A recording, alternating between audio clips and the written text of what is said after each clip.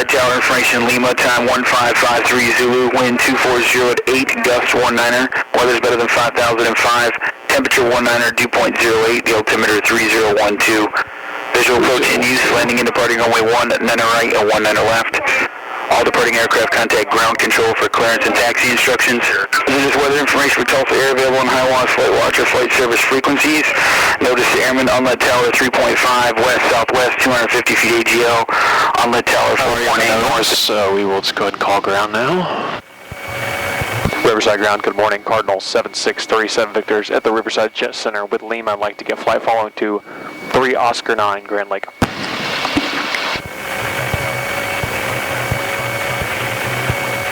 Cardinal 7637 Victor, Riverside Ground, good morning. Maintain VFR at or below 2,500. Tulsa departure frequency is 134.7 and your squawk code is 4765. 4765, Tulsa departures 34-7 at 2.5 on the go for 37 Victor. Cardinal 37 Victor, runway 1 and a right taxi via Alpha Cross, runway 13, did you say in Lima? We have Lima 1 and a right via Alpha Cross 13 for 37 Victor. Riverside Ground, 37 Victor's run complete. Cardinal 37 Victor, number 2, contact tower number 1. Number 2, contact tower number 1. Good day, 37 Victor. Flight controls are free and correct. Riverside Tower, Cardinal 7637 Victor's Alpha 6, ready to go 19 right to Grand Lake. Come on, come on, come on, come on. Cardinal 7637 Victor, Riverside Tower, final runway heading, runway 1 and a right, clear for takeoff. Runway heading clear for departure on 19 right, 37 Victor.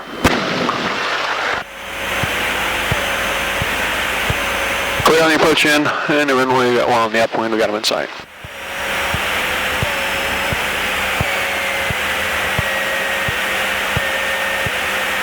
Us up here. 625 runway heading. Runway heading, 462. Okay, rotate 60, accelerate to 90. Any problem before rotation, I'll remain on the runway. After rotation, I'll land on the remaining runway. Can't do so, find the most suitable site into the wind. Do you have any questions? No questions? Average speed's building, 50 is over V1. There's 50 V1, everything looks green. Let's continue. There's 55 coming up to 60. There's 60 VR. Instant crab. Let the build airspeed here, and there's our positive brake gear up. 75. 80. 85. There's obstacle flaps up.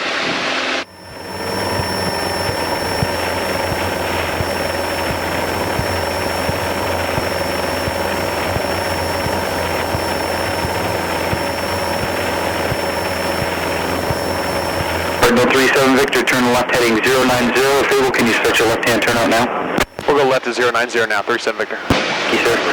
Spartan 60, turn left heading 140, contact Tulsa departure. 90.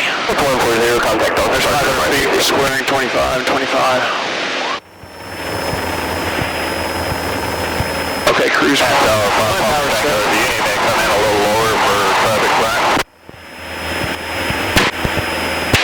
Cardinal 37 Victor, traffic 1 o'clock and 8 miles, Cessna westbound 3,500, contact Tulsa departure, have a good flight.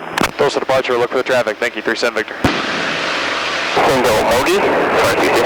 160, I'm cigarette process and I maintain VFR below 2,500. Proceed to Costa and maintain at or below 2,500, 460. And Tulsa departure, Cardinal 7637 Victor's 1,500, climbing 25, request 3090 sign. Cardinal 7637 Victor, Tulsa departure, radar contact. Contact approach on 124.0. 124.0, 37 Victor. Why are you jumping me back and forth? Man, you must feel like a bird up here. Yeah. Tulsa departure, Cardinal 7637 Victor's 1,800, climbing 2,500, 090 sign. Cardinal 7637 Victor, Tulsa approach. Good afternoon. Proceed on course. What altitude you climb to today? 3,500 on course, 37 Victor. Cardinal 37 Victor, climb as requested. As requested, 37 Victor, thank you. So, what's the highest you've ever climbed, altitude-wise? 12.5, which is my max limit. I'm allowed to go without supplemental oxygen. And let me tell you, at 11,000, you start getting lightheaded. Really? Yeah, like when I flew to Florida to pick up my girlfriend, I was up at 11.5 for 4 hours. And you don't think about it. You just sit here and, you're looking out the window and, the world looks a lot different from up there, but you'll notice tunnel vision will just go like that on you sometimes. Like it'll get dark on the sides and you realize what's happening and you feel really lightheaded. Stick your face underneath one of these air vents, just start breathing really heavy and get yourself back down out of that. It's kind of dangerous, yeah. I wouldn't recommend it for people that haven't been to high altitude. Or people that are like out of shape, they go up that high. It can really, really affect you. Yeah. And 7 Kilo Kilo, Roger. PFR climb is approved and just about to reach smooth air. Thank you, sir. We'll do that, sir. See how cool that guy is? Yeah. This is so cool. 55 degrees and pressure altitude. Yeah, I understand a lot of what they're doing. Southwest 1435, Tulsa departure, radar contact, turn right. Yeah, so we're doing 130 calibrated, so we're actually moving through the air at 130 knots, about 150 miles an hour, but we're only indicating 120, 125. Yeah. So the higher you go, the bigger that gap will start to stretch. Really? Yeah. So fuel efficiency, you climb up. And you want to get places faster, the higher you go, the more wind there is. Really? The closer you come to the surface, the lower it gets. So if it's really windy down here, it's like crazy up there. Yeah. Wow. I've seen this airplane, we cruise at, say, 130. I've seen my ground speed over 225. What? I made Oklahoma City to Tulsa in 15 minutes. Kidding me? Wow. Seriously. It was incredible. And must be nice, though, get to where you want to go, so. Well, the freedom with general aviation, having a pilot's license and being able to just go down and not even have to own your own airplane. Just go down and rent a 172. You can fly to Florida and then fly home whenever you want. How much does that cost to do? I mean, an airplane, you rent them for like 100 to 120 an hour here. Really? So, and it takes you probably 5 hours to get down there. This is where owning comes in. Owning your own airplane, you've got a monthly payment and you've got your fuel burn, which this airplane's fuel burn is pretty good. The higher you climb, at 4,500. less air. That's what needs to down at this one. Less air up there, less fuel burn. Yeah. So that's why jets fly at 30, 40,000 feet. Yeah. 4,500. You all right? 4 kilo radar. And we have to progress to be 5,500 if you like. So I've been in Okinawa, Japan for the last year and a half. What's that? 5,500. Well, right now I'm forward deployed. We're sports like the Pacific, really for North Korea, China, Russia, India that pops off. We're there. And right now I'm working at a logistics element, so we're doing a lot of training, build-ups, exercises like that to help, provide complete assistance to Marine Corps. But overall, it's been a great experience, getting out. Just seeing the world, doing cool things. I love what I do and I wouldn't trade anything else for it. That's awesome. Yeah, I've been keeping up with you on Instagram and Facebook and stuff. Yeah. I searched you on Facebook last night to add you and I couldn't. Oh, it's Taylor Bennett on there. Taylor Bennett, not Taylor Wilson, so. Is Bennett your middle name? Yeah. I figured it was. Yeah. It suits you. Yeah. Okay. Holy crap, it's bumpy down here. Oh yeah. Everyone calls me Wilson, so. Really? Yeah. Everyone calls you Wilson, but. Yep. So many people. This is something I want to get into. I think after the military, I want to do this. You should. Hey, I'll be a CFI. I could train you. Yeah, dude, definitely. I mean, if it's only $5,000, that's not much, so. Oh, it's $5,000 depending on, your skill and how much you do it. If you come in and fly every single day, you can learn so much faster than if you fly once a week. Yeah. Is that what you did? Yep. I came in and flew every single day.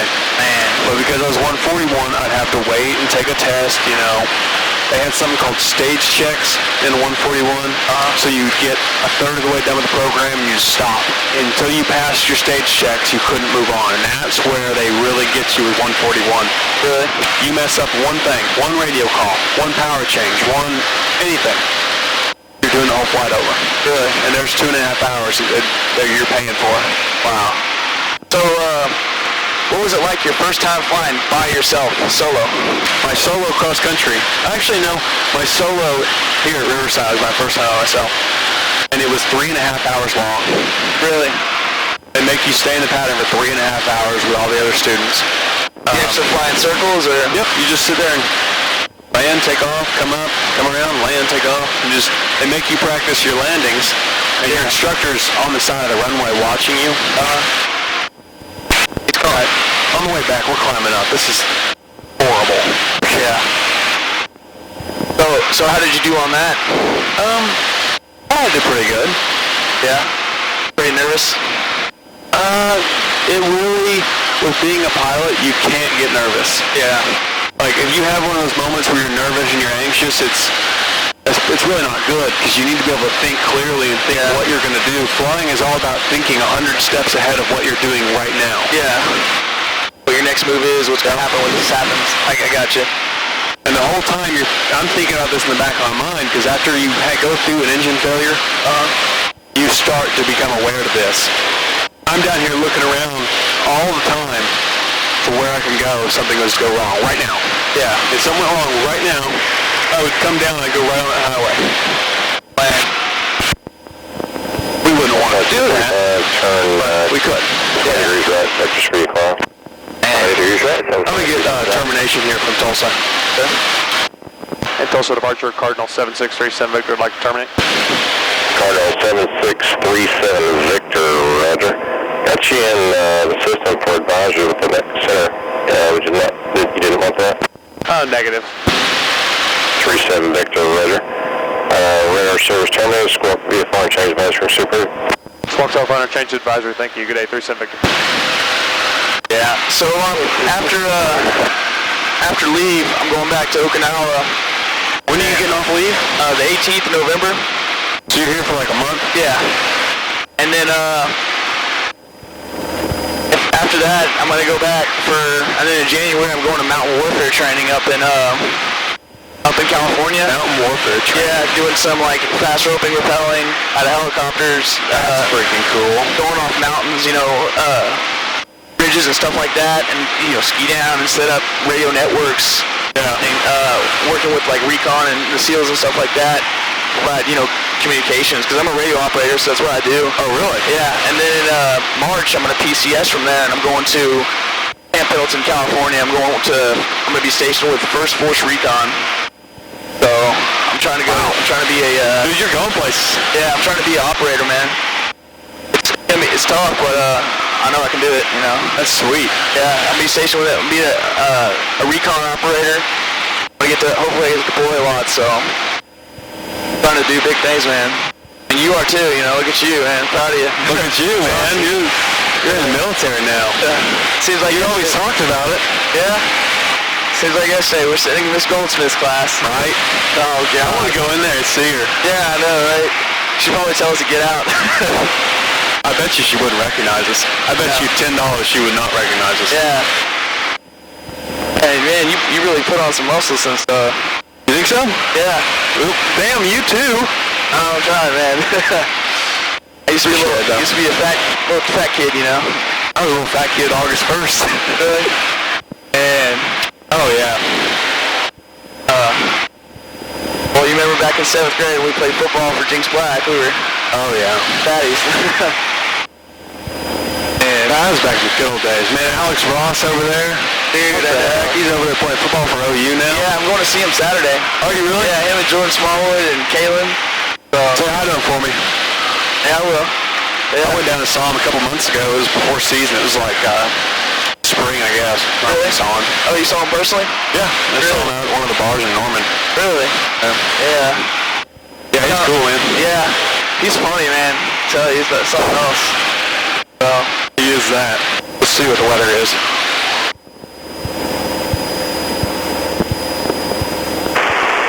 Grove Municipal Airport. Automated weather observation. 1723. Zulu weather. Wind 250 at 14. Gust 21. Visibility 10. Okay, so 250, gusting to 21. Wow, that was a big bump. Airspace information, don't need airspace.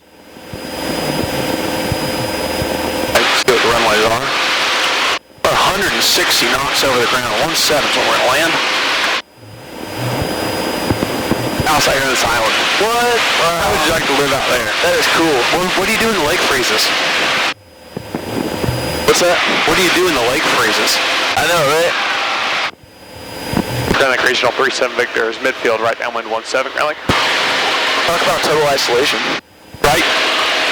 And The correct way to enter this pattern when we go over the top and right descending circle, but there's absolutely no one up here flying, and we're saving gas by just doing this. really?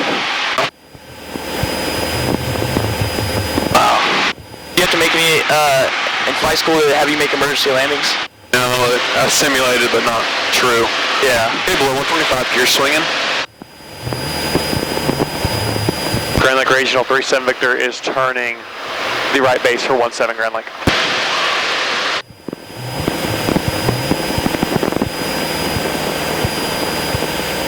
Now watch out for seagulls up here because there's a buttload of them. You hit them? You don't want to hit a bird. That is the worst thing that you can do. That's your engine up. Engine fail, number one. Hit a bird, number two. Worst things that can ever happen. Yeah. Grand Lake Regional 37 Victor's turn. Final full stop 17 Grand Lake. We would order from the air, but you guys you don't know what the menus are, so Yeah, that's go fine. inside.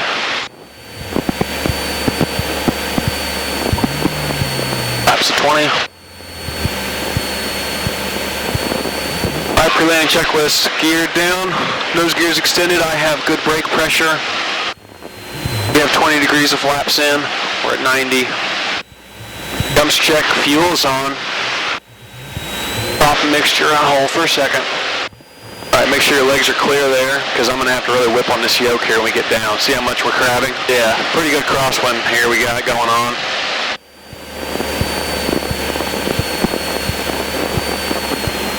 Got 20 degrees still in, top of the VFE. We're going to see a drop in wind here. There's 30, gumps check's complete. Slow down, baby, slow down.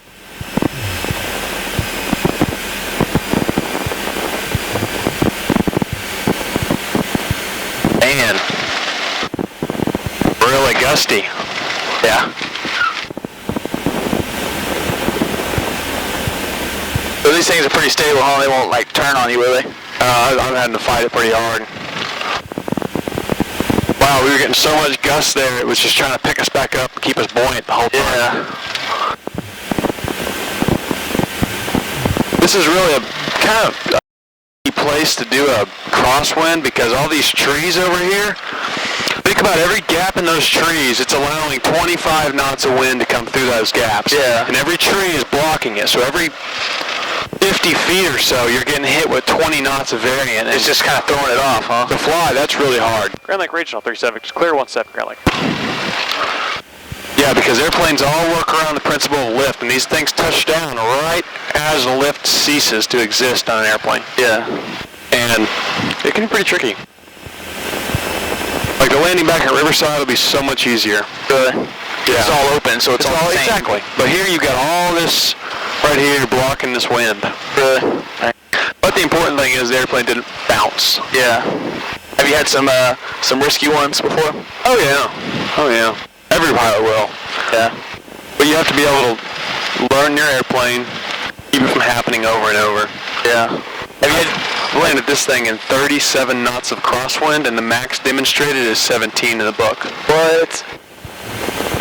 Let me tell you, we were sideways, and when the strobe went off, it was a nighttime landing. When the strobe went off, that wing was only about this high off the ground. What?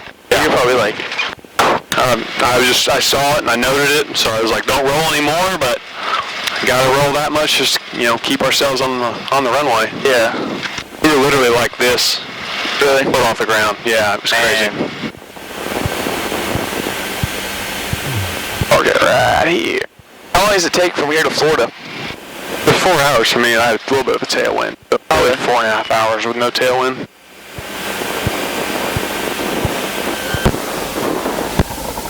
Alright, let's go get us a burner.